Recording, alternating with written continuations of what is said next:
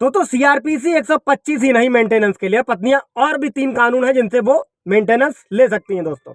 और अगर पति खर्चा ना उठाए तो क्या कोर्ट केस किया जा सकता है दोस्तों। जय हिंद, नमस्कार, मैं एडवोकेट आशीष मिश्रा। दोस्तों आज हम लोग इसी मुद्दे को बहुत अच्छी तरीके से समझने वाले हैं।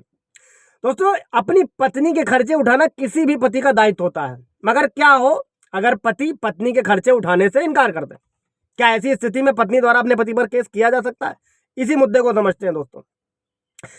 वैसे तो कानून द्वारा इसकी व्यवस्था की गई है कि किसी भी पति द्वारा उसकी पत्नी का खर्चा उठाया जाएगा, परंतु यदि किसी पति ने इस दायित्व से किसी भी तरीके से पल्ला झाड़ लिया तो ऐसी स्थिति में पत्नी गुजारा भत्ता पाने के लिए अपने पति पर केस दायर कर सकती है। कानून द्वारा कई ऐसे अधिनियम बनाए गए हैं दोस्तों जिनके अंतर्गत एक पत्नी अपने खर्च के लिए पति से मांग सकती है खर्चा, मेंटेनेंस। क्या क्या कानून है? 3 कानून है, उनको बहुत अच्छे से समझते हैं।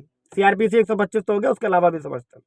तो हिंदू विवाह अधिनियम 1955 की धारा 24 और 25 के अंतर्गत महिलाओं के खर्चा वहन तथा उनका निर्वाह जितना भी होता है वो पति द्वारा उठाए जाने का प्रावधान है। और अगर पति द्वारा पत्नी के भरण पोषण अधिकार के तहत पत्नी द्वारा खर्चा वहन नहीं किया पति द्वारा खर्चा वहन नहीं किया जाता है तो पत्नी अपने अधिकारों के तहत पति के खिलाफ खर्चा न दिए जाने का केस दायर कर सकती है।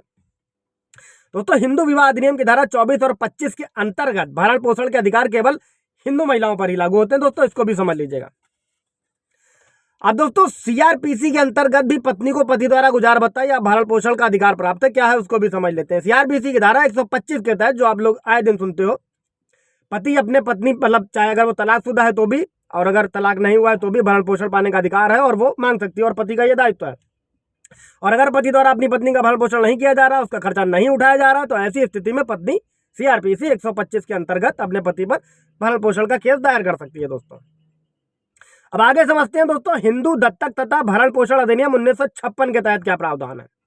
तो इस अधिनियम की धारा 18 किसी भी हिंदू पत्नी को यह अधिकार देता है कि चाहे वह इस अधिनियम के पूर्व या बाद में विवाहित हो, उसे अपने पूरे जीवन काल में अपने पति से अपने खर्च का और भरण पोषण लेने का अधिकार है। और अगर किसी भी तरीके से पति द्वारा पत्नी का भरण पोषण नहीं किया जा रहा तो ऐसी स्थिति में पत्नी अपने भरण पोषण के अधिकार के लिए पति पर केस दायर कर सकती है इस अधिनियम के तहत, हिंदू दत्तक तथा भरण पोषण अधिनियम 1956 की धारा 18 के तहत। तीसरा कानून क्या है दोस्तों, उसको भी समझ लेते हैं। सीआरपीसी 125 तो सुना होगा, ये 2 कानून और भी हैं दोस्तों जिसमें पत्नी अपने हस्बैंड से हिंदू महिलाएं क्लेम कर सकती हैं दोस्तों विशेष विवाह अधिनियम के तहत स्पेशल मैरिज एक्ट 1954 के अंतर्गत भी धारा 36 और 37 में किसी पत्नी को किसी भी वाद के दौरान, इसके साथ ही अगर कोई मुकदमा चल रहा है, कोई वाद है, तो उसके अंतर्गत गुजारा भत्ता पाने का अधिकार है। और यदि पति द्वारा पत्नी का भरण पोषण नहीं किया जा रहा तो इस एक्ट के तहत भी पत्नी जो होती है वो पति पर कहीं ना कहीं केस दायर कर सकती है दोस्तों। अब इसके साथ समझते हैं दोस्तों एक छोटा सा मुद्दा और है कई सारे व्यूअर्स का, लिव इन रिलेशनशिप की स्थिति में क्या होगा मेंटेनेंस का। तो दोस्तों लिव इन रिलेशनशिप की स्थिति में लड़की द्वारा भरण पोषण के अधिकार की मांग की जा सकती है। हाई कोर्ट द्वारा एक केस है उसको भी समझ लेते हैं।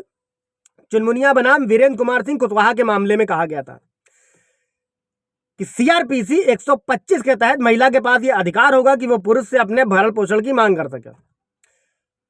हाईकोर्ट ने यह भी कहा था, एक और केस था उसमें कोर्ट ने कहा था कि इंद्र शर्मा बनाम वीके शर्मा के मामले का हवाला देते हुए कि जब लिव इन रिलेशनशिप कहीं ना कहीं विवाह की प्रकृति में शामिल हो सकता है तो लिव इन रिलेशनशिप में लिव इन रिलेशनशिप में भी रह रही महिला के पास भरण पोषण पाने का अधिकार है और वो इस भरण पोषण को पाने के लिए कोर्ट का दरवाजा खटखटा सकती है और मेंटेनेंस का दावा कर सकती है दोस्तों ये 3 अधिनियम थे, सीआरपीसी, हिंदू विवाह दत्तक अधिनियम, special marriage act, live in relationship. और कोई सवाल जवाब होगा पूछिएगा, मैं पूरी कोशिश करूंगा इन्फॉर्मेशन देने की। Thank you.